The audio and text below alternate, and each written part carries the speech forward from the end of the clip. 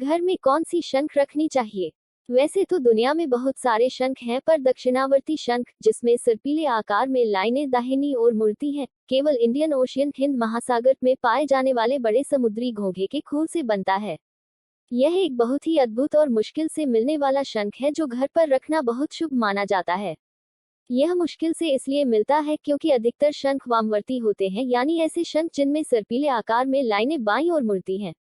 दक्षिणावर्ती शंख को श्री लक्ष्मी शंख भी कहा जाता है और इसके शंखनाद की पॉजिटिव एनर्जी से घर में वैभव और धन संपत्ति भी आती है।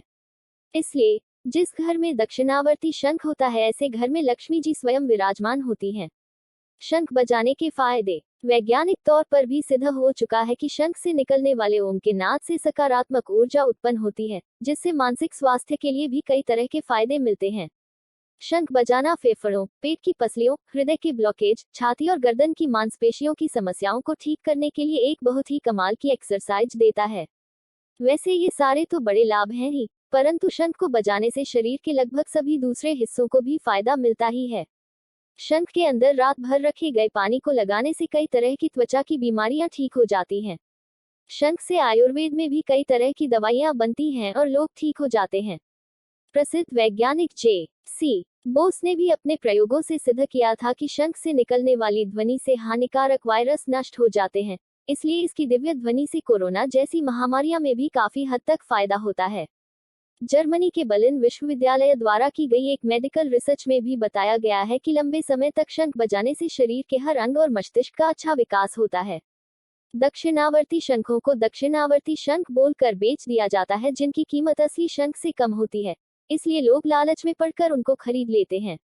कई बार तो ये नकली शंख इतने रंगीन और आकर्षक दिखते हैं कि उन पर से आंख हटाना भी मुश्किल हो जाता है। इन आकर्षक रंगों वाले नकली शंखों में अधिकतर लाल रंग के होते हैं, और आप ये भी जान लें कि लाल रंग का असली दक्षिणावर्ती शंख कई लाखों शंखों में से एक ही होता है। इसलिए आपको कोई आकर्षक रंगों वाले शंख को दक्षिणावर्ती बताकर बेचने की कोशिश कर रहा है तो पूरी संभावना है कि वह नकली ही होगा। दक्षिणावर्ती शंख की पहचान क्या है?